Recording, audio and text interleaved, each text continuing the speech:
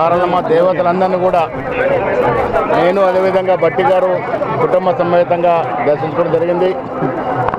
ఇక్కడ మంత్రివర్యులు సీతక్క గారు, మా మిత్రులు లక్ష్మణ్ గారు అందరం కూడా దేవతల్ని ఈ తెలంగాణ రాష్ట్రం అన్ని రకాలుగా అభివృద్ధి చెందే విధంగా ఆదుకోవాలని కోరడం జరిగింది.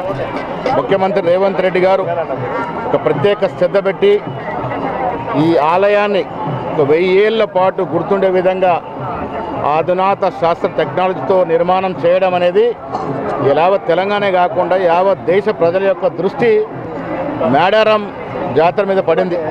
మీరు చూశారు, పోయిన సంవత్సరం కన్నా ఎక్కువ జనం ఈసారి వచ్చినారంటే ఇక్కడ కట్టడాలు, చరిత్రాత్మక కట్టడాలు వచ్చినాయి కాబట్టి జనం ఎక్కువగా ఇక్కడికి వచ్చినారు.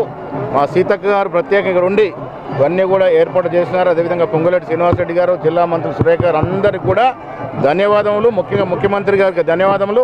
ఇంత చక్కటి కట్టడం కట్టి యావత్ దేశ ప్రజల యొక్క దృష్టిని మేడారం వైపు మళ్లించినారు. మళ్ళీ దేవతలకు అదే మొక్కుతా ఉన్నాం. వచ్చే రోజుల్లో దేవులందరూ కూడా తెలంగాణ రాష్ట్రం ఈ దేశాన్ని అన్ని విధాలుగా సుఖ సంతోషం ఉండే విధంగా ఆశీర్వించాలిగా కోరుకుంటున్నాం.